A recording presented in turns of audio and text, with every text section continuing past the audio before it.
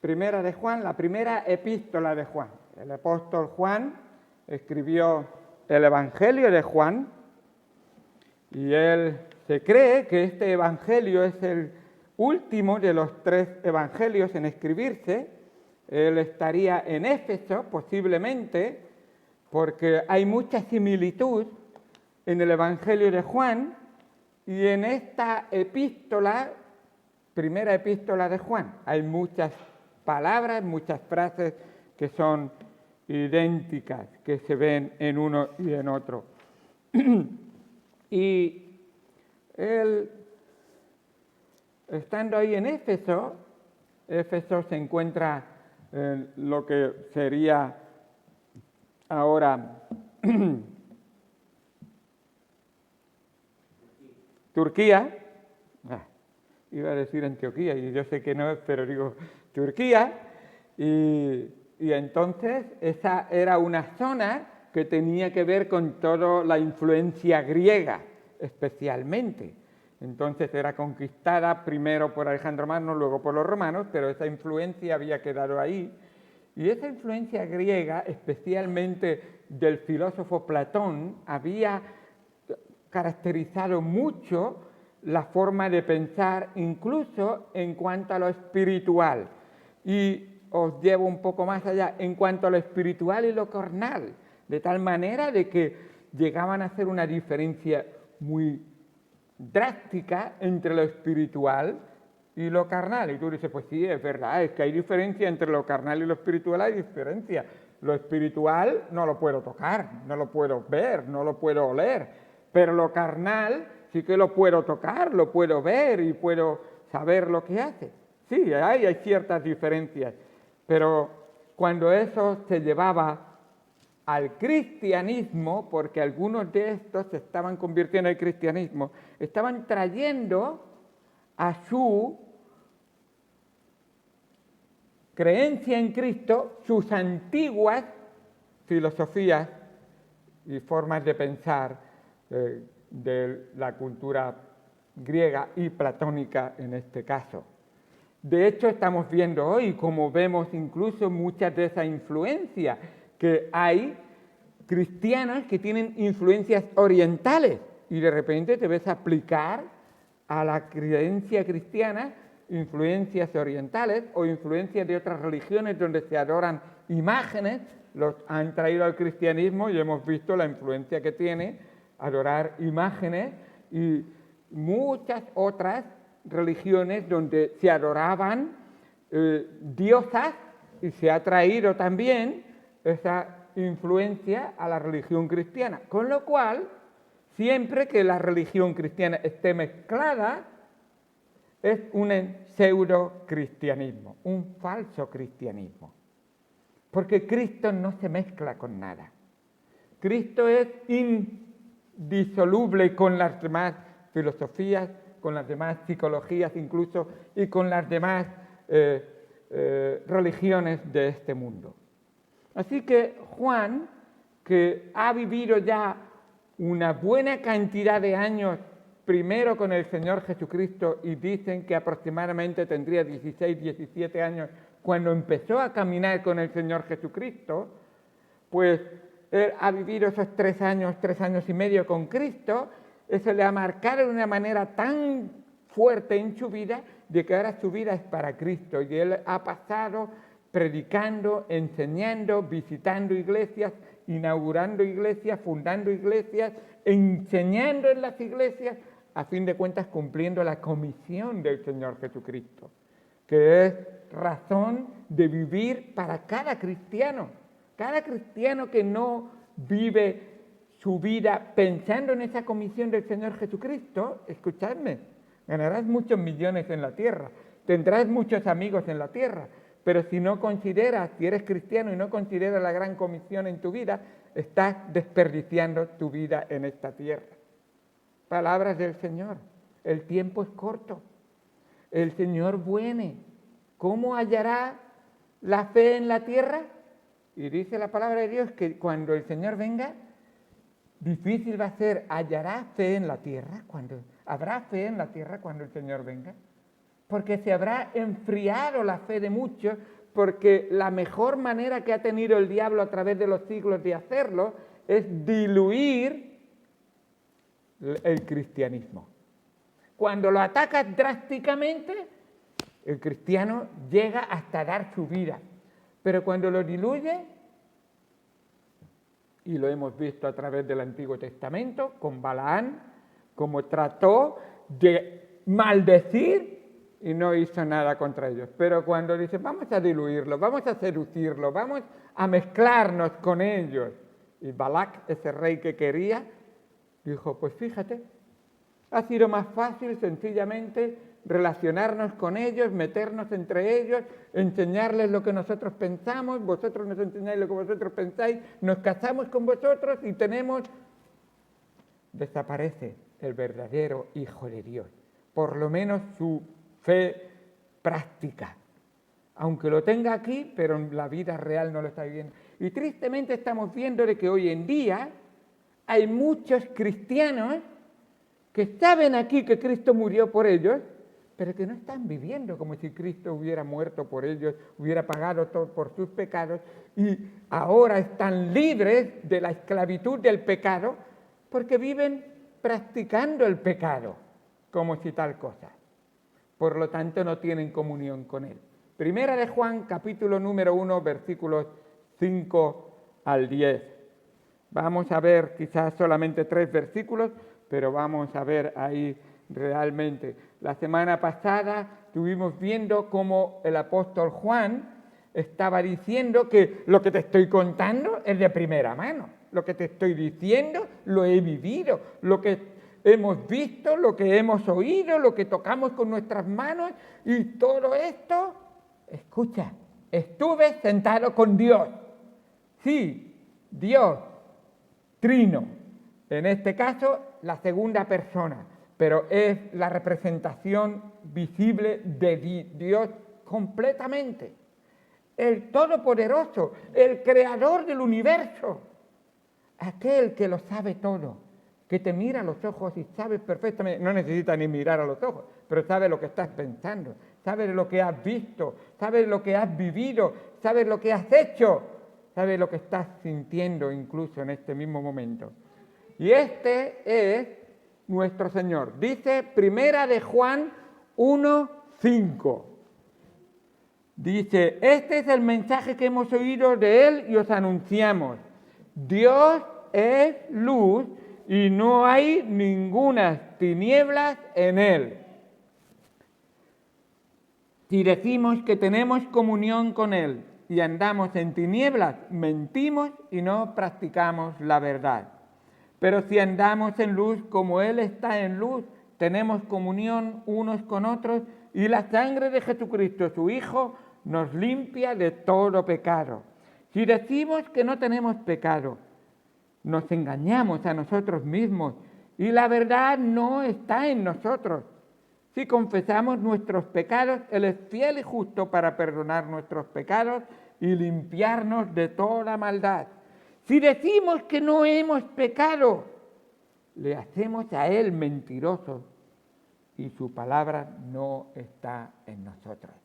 Vamos al Señor en oración y vamos a verlo. Amado Señor, Dios Santo, gracias por tu palabra, gracias por lo que tú nos enseñas en ella. Ayúdanos, Señor, a conocerte, a acercarnos a ti y sobre todo, si hay alguien aquí que todavía no ha entregado su corazón a ti, que hoy sea día de salvación. Porque tu palabra nos dice que Él está en oscuridad. Aunque tenga conocimiento de la luz, está en oscuridad y necesita la luz. Y la luz no es un conocimiento, la luz no es algo que sabes, la luz es una persona, un Salvador, un Señor y Dios que controla, que perdona, limpia y al final, en resumidas cuentas, le entregamos toda nuestra vida en tus manos porque Él es el único que es la vida, que nos da la vida eterna. Gracias, Señor, por todo lo que tú haces por nosotros. Enséñanos a través de tu palabra. Te lo pedimos esto en el nombre de Cristo Jesús. Amén. No hay otro deseo más grande que manifestar esta verdad del apóstol que el apóstol Juan nos quiere dar. hay tres verdades principales que nos destaca esta epístola de Juan. Pero vamos a ver solamente el principio de la primera. Y el principio es este mensaje, este es el mensaje. El mensaje que hemos oído y os anunciamos. Dios es luz y no hay ninguna oscuridad en él. Así es, Dios es luz y no hay ninguna oscuridad, ninguna tiniebla en él. Y esta verdad quiere Dios que la comprendamos, porque ahora vamos a ver en el contexto en que está hablando oscuridad y tiniebla, porque tiene que ver totalmente con koinonía, con una verdadera comunión, una comunión que tú quieres tener con alguien. Si no le ves, si no pasas tiempo con él, si no le conoces, no hay manera de tenerlo. Pero para verle, para conocerle, no puedes hacerlo en oscuridad. Tienes que hacerlo a la luz. Y es la verdad. Y esas tres enseñanzas las nombro rápidamente y no voy a detenerme en ellas. Esas tres enseñanzas que son muy importantes, que aparecen en la palabra de Dios, son muy directamente, primero, que Dios es luz, Dios es amor y Dios es la vida.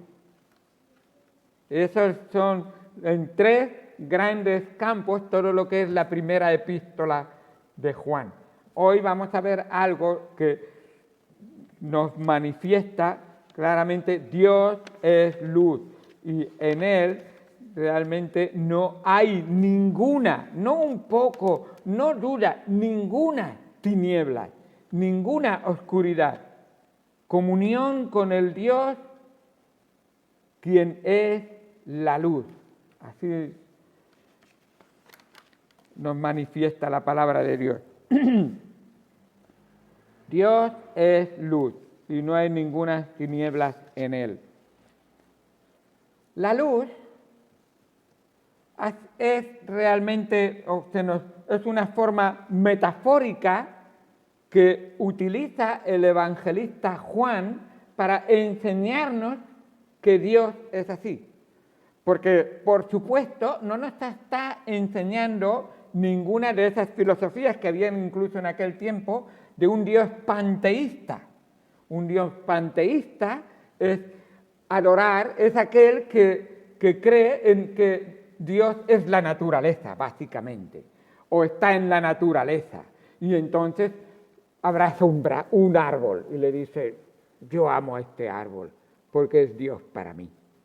Y dices: bueno, me parece que no está comprendiendo realmente lo que es Dios. Algunos en el pasado, pero incluso lo hay hoy en día, adoraban al sol. Dios es luz, pues el sol es Dios. Y Dios, la luz da vida. Y por supuesto que Dios está en todo y en todas partes. Pero eso no es lo que está enseñándonos. En este tiempo, algunos creían que Dios era un conocimiento. Y la luz es como que alumbra para conocer. Pero no es un conocimiento, no es un conocimiento intelectual, no es ni siquiera un sentimiento que uno experimenta, aunque incluye eso también. Dios es una persona y es realmente aquel que se nos ha manifestado. Nos dice en Apocalipsis 18:1, habla de que Dios es un Dios que es glorioso, es inmenso, su gloria es inmensa. Y de hecho así manifiesta en el Evangelio de Juan, capítulo número 1, cuando habla de: vimos su gloria, gloria como del unigénito del Padre, llena de gracia y verdad, y dice: a Dios nadie le vio jamás. Y está hablando de esa gloria que tiene Dios, que un día en Apocalipsis vendrá el Señor montado en su caballo y el resplandor de su rostro vencerá a todos sus enemigos, incluido el diablo y sus seguidores, por supuesto. Dice que descendió un ángel del cielo en Apocalipsis 18:1 y la tierra fue alumbrada de su gloria. Así es, el ángel del Señor, que es una teofanía, mostrando realmente el poder del Señor. Que su gloria, el resplandor de su gloria, nadie puede imaginarse. Fíjate hasta qué punto que se acercó y llegó a ver sus espaldas, dice la palabra de Dios, Moisés, y cuando bajó del monte Sinaí para estar con el pueblo, los hombres no podían ni mirarle. ¿Qué es lo que pasa? Tu rostro resplandece que no podemos ni abrir los ojos para mirarte. Y se tuvo que poner un velo, no sé si era una mascarilla, pero más grande, un velo para que no vieran su rostro, por el resplandor que tenía. Y era solamente una pequeña muestra, ínfima, muy pequeña, de lo que es la gloria de Dios, por haber estado en su presencia. Y es así. Cuanto más quieras que Dios esté obrando en tu vida, ora más a Él, santifícate más a Él, conságrate más a Él, y que su palabra forme cada vez más parte de tu vida y de tu práctica diaria. Y es de esto de lo que vamos a ver ahora. Dios es santidad y Dios quiere que seamos santos. Y ahora vais a ver que del 5 al 10, si quieres ponerle un solo título, es Dios quiere nuestra santidad. ¿Qué significa ser santo?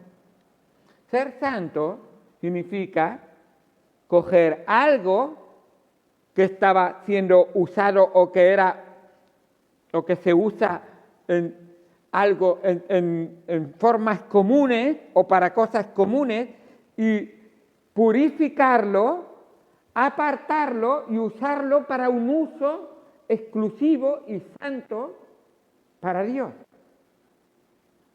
Así nos dice la palabra de Dios, que Jesucristo, cuando nos salvó y nos limpió con su sangre preciosa, que lo dice aquí, nos santificó para ser usado exclusivamente nuestro corazón, nuestra mente, nuestros miembros, para su gloria. Y ese debe ser nuestro propósito.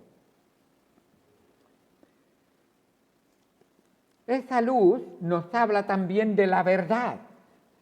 Cuando algo es iluminado, es manifestada la verdad. La luz resplandece en las tinieblas. ¿Sabéis lo que son las tinieblas? Lo que es la oscuridad. La oscuridad es ausencia de luz. La oscuridad no existe. Es en realidad, es que hay ausencia de luz. Esa es la realidad de lo que hay. Y esa palabra luz es de donde viene. Yo estudié en electrónica y entonces yo me acordaba que la intensidad luminosa se medía en fotones. Y esto es foto, que tiene que ver, donde también la fotografía viene de ahí, que tiene que ver con la luz que se proyecta en una película. Entonces se refleja ahí lo que se ha visto, y esa palabra es luz, es fuente poderosa y única de luz, lo que está indicando realmente. Y dice en Juan, capítulo 3, el evangelista Juan, pero no en la primera carta, sino en su evangelio, Juan 3:19, está hablando, recordar, en este momento, con Nicodemo, un conocedor del Dios de luz, pero que realmente tiene mucho conocimiento aquí, vive una religión, pero en su corazón no mora el Señor de luz. Y le tiene que manifestar y se le tiene que dar a conocer.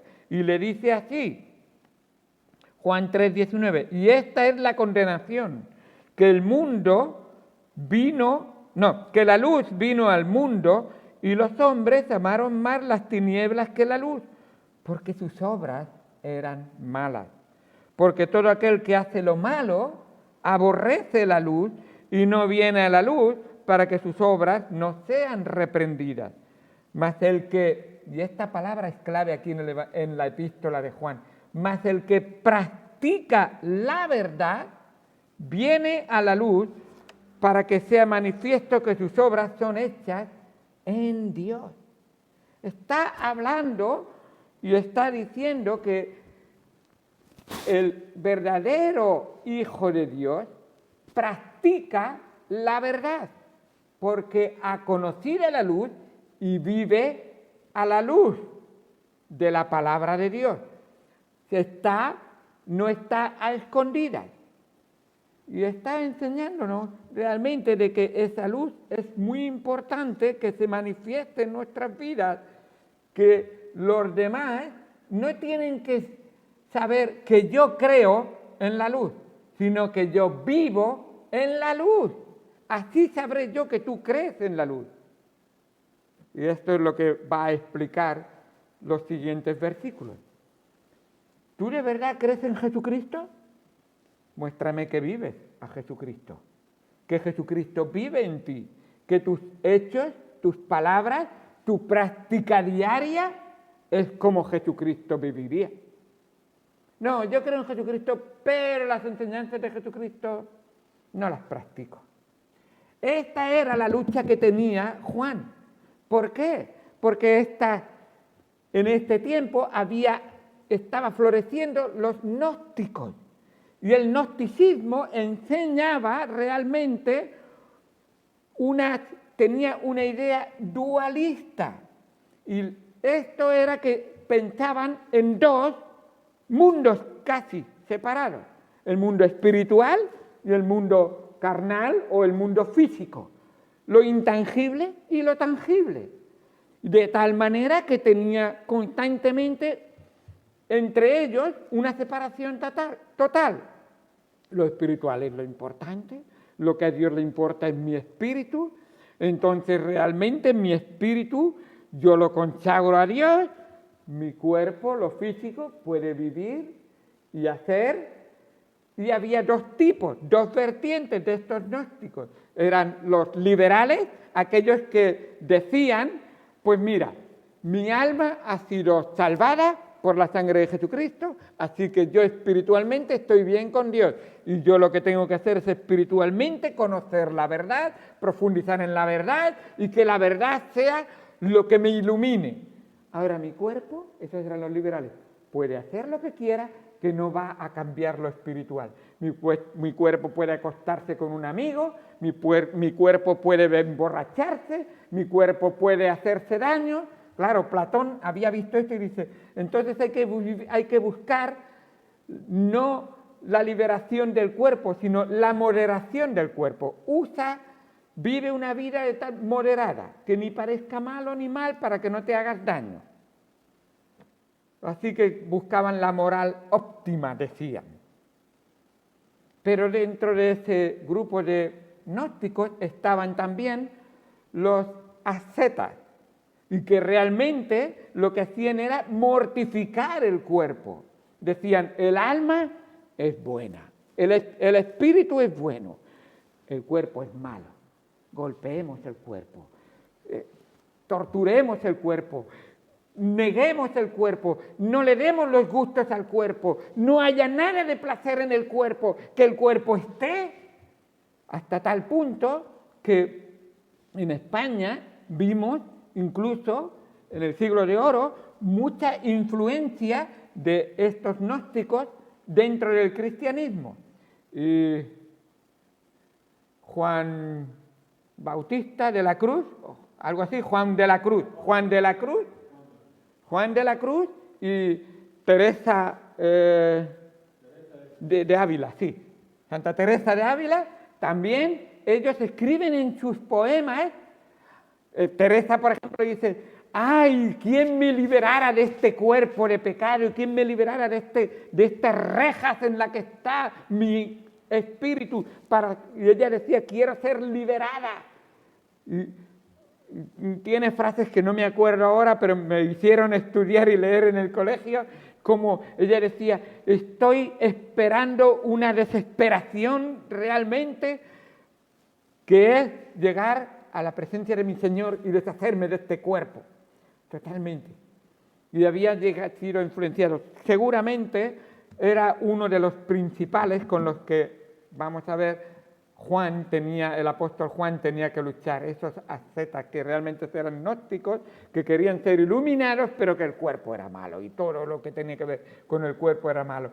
Y él les trata de decir, no, aquí espíritu y cuerpo tienen que ser consagrados, no se consagra solo el espíritu o el alma, se consagra todo, el cuerpo también. Cuando Cristo salva, no salva una parte, aunque tú digas, pero al final mi carne... Sí, pero eso está esperando para ser glorificado. Mientras tanto, tú tienes dentro de ti un espíritu que quiere agradar y vive para el Señor y tiene el poder del Señor para someter a la carne a la voluntad del Señor. Y así es como está manifestándolo. Dice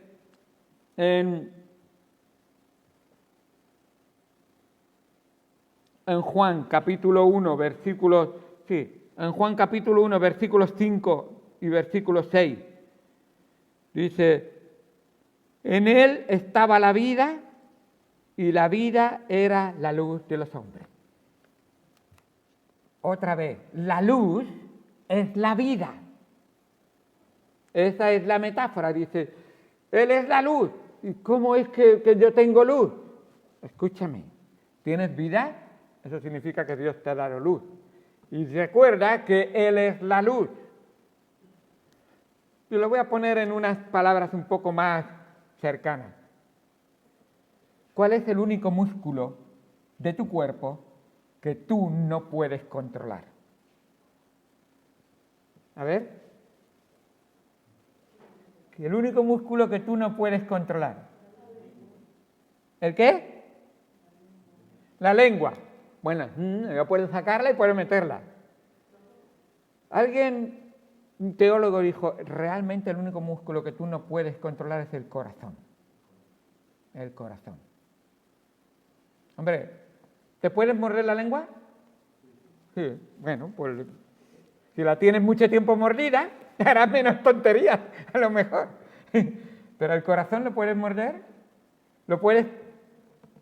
Lo que quiero decir con esto es que ese músculo que tú no puedes controlar, el dador de la vida, el que es la luz, el que te ha dado luz a ti, el que sostiene la vida, es el que está manteniendo tu corazón latiendo. Recuerda, Él es luz y Él es la vida. Ahora, vida física, pero lo que Él quiere darte es vida espiritual. La vida física que tú estás disfrutando hoy es solo una pequeña muestra de lo que Dios quiere darte para que vivas eternamente. Y solo Él, que es la vida eterna, ahora y eternamente, es la luz. Dice en Juan, ese es el versículo 4, Juan capítulo 1, versículo 4, ahora el 5. La luz en las tinieblas resplandece y las tinieblas no prevalecieron contra ella. La luz tiene poder y por mucha fuerza que todas las fuentes y todas las huestes de maldad y de oscuridad de este mundo se quieran poner contra él, no podrán contra la luz. La luz vencerá y el final de la victoria es la luz de Dios que va a vencer a todo el universo entero. Es su luz. La palabra luz se traduce de tres maneras. Se traduce iluminación, se traduce luz, se traduce resplandor y también se traduce fuego. Y es fuego. Así acabará el mundo, por fuego consumirá. Muy bien. Pues, como se estaba diciendo, el apóstol Pablo quiere aplicar eso a ti y a mí, y dice en 1 Tesalonicenses 5:5, porque todos vosotros sois hijos de luz e hijos del día. Eso quiere decir, vive de tal manera que se vea tu vida delante de los demás. No somos de la noche ni de las tinieblas. El hijo de luz vive de día, no vive escondiendo nada delante del Señor. Y por eso, y ahora vamos a ir terminando, por eso dice, versículo número 6, aquí tenemos 3 sí, que son 3 realmente, 3 expresiones que suelen decir los pseudo-cristianos. Y estas expresiones están para los pseudo-cristianos. Dice primera de Juan, capítulo número 1, versículo 6. Si decimos que tenemos comunión con Él, yo estoy bien con el Señor. Yo no voy a la iglesia, pero yo estoy bien con el Señor. Yo estoy bien con el Señor. Yo no estoy testificando ni nada, pero yo estoy bien con el Señor. Yo oro en mi casa, cuando me acuerdo. Pero bueno, yo oro al Señor. Yo estoy bien con el Señor. Si decimos que tenemos comunión con Él y andamos en tinieblas, recordar, es practicar o estar habituados al pecado. Y lo veremos. Mentimos y no practicamos la verdad. Esta palabra practicar es hábito continuo de vida, forma de vivir. Yo vivo en la verdad, no escondo ningún pecado. ¿Por qué? Porque el que dice que tiene comunión con Él, si peca, ¿sabes lo que, si no practica la verdad, qué practica? El que de verdad tiene comunión con Él, practica el arrepentimiento y el perdón. Tú dices, yo estoy bien con el Señor, pero he caído y he tropezado. No estoy practicando la verdad en este momento, pero corriendo voy a practicar el arrepentimiento y el perdón. Por eso nos dice el versículo 9, si confesamos nuestros pecados, Él es fiel y justo para perdonar nuestros pecados y limpiarnos de toda maldad. Versículo 7, pero si andamos en luz, como Él está en luz, entonces, como ando en la verdad y ando en luz y vivo para el Señor y el Señor vive en mí, entonces mis hermanos me van a ver más. ¿Por qué? Porque voy a tener comunión con ellos. Tenemos comunión los unos con los otros. ¿Por qué? No porque yo soy más santo y no porque yo me llevo muy bien con fulanito o con fulanita y me gusta verle y charlar con él y esto. La razón principal es por algo que se hizo una vez para siempre y me ha cambiado la vida. Porque la sangre de Jesucristo, su Hijo, nos limpia de todo pecado. Ahí lo tenemos en el versículo 7. Así que los pseudo-cristianos, aquellos que practican un cristianismo, no, aquellos que se llaman cristianos pero no practican el verdadero cristianismo, dicen, yo estoy bien con el Señor, yo tengo comunión con el Señor, pero sus vidas reflejan otra cosa. Versículo número 8, otros sí decimos. Si decimos que no tenemos pecado, no, ¿tú qué te piensas que soy yo? ¿Un pagano? ¿Un hombre que está practicando el pecado? No, hombre. Si decimos que no tenemos pecado, nos engañamos a nosotros mismos. Antes, cuando decimos que teníamos comunión con Dios, estamos engañando a nuestros. Te engaño a ti, te engaño a este, porque tú no ves realmente esa comunión que yo tengo en el corazón. Tú no me ves. ¿Quién eres tú para juzgarme? Ya lo sé, que no debo juzgarte. Y no te juzgo yo, si Cristo mismo dijo, si yo no os juzgo, se os juzga la palabra de Dios, se os juzga Dios que os ve en todas partes. Si yo os juzgo, pero a través de la palabra de Dios, que va a permanecer para siempre.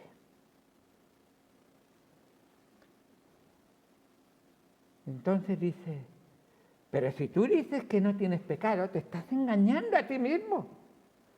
No hay peor ciego que el que no quiere ver. No hay mayor mentiroso que el que vive una vida engañándose a sí mismo. ¿Te estás engañando a ti mismo? ¿Qué clase de vida de mentira estás viviendo? Cuando llegue la noche te vas a sentir, no apagues la luz, quiero dormir con una luz encendida, porque la oscuridad no me gusta. Y he oído a personas que le tienen miedo a la oscuridad y duermen con luz puesta. Quizá eso solamente es un aspecto de lo que es la realidad de lo que está pasando en sus vidas. Y dice, y al engañarte a ti mismo, la verdad no está en nosotros. Pero escuche, hermano, amigo que estás aquí, cuando digo la verdad no digo una idea, no digo ni siquiera las doctrinas de la palabra de Dios, digo el que es la verdad. Porque puedes llegar al punto de estar viviendo una vida tan de mentira que ni Cristo es importante para ti. Ni Cristo controla tu vida en ti. Entonces la verdad no está en ti. ¿Pero qué tengo que hacer? Si he caído, me levanto cogiendo la mano del Señor y entonces versículo 9. Pero si tú eres hijo de Dios, entonces corriendo vuelve otra vez a la misma idea del si decimos anterior. Como he fallado de la verdad, vengo corriendo y si confesamos nuestros pecados, Él es fiel y justo para perdonarnos y limpiarnos de toda maldad. Ahora, si sigues sin arrepentirte de tu pecado y sigues no practicando la verdad porque Cristo no te ha limpiado con tu sangre preciosa y además no estás viviendo en la verdad, que la verdad no está en ti, llegarás a este punto del versículo número 10. Algo que me parece sorprendente que alguien se pueda llegar a llamar cristiano o religioso y está haciendo a Dios mentiroso. Si decimos que no hemos pecado, le hacemos a Dios, a Él, mentiroso. Y su palabra, mira que la palabra tiene poder para transformarte. El verbo tiene el poder de transformarte. Y su palabra no está en nosotros.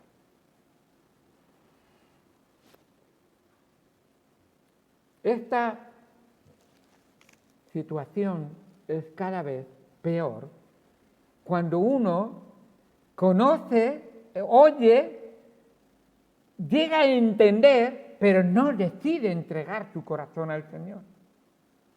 Entregar tu corazón al Señor incluye reconocer tu condición delante de Él.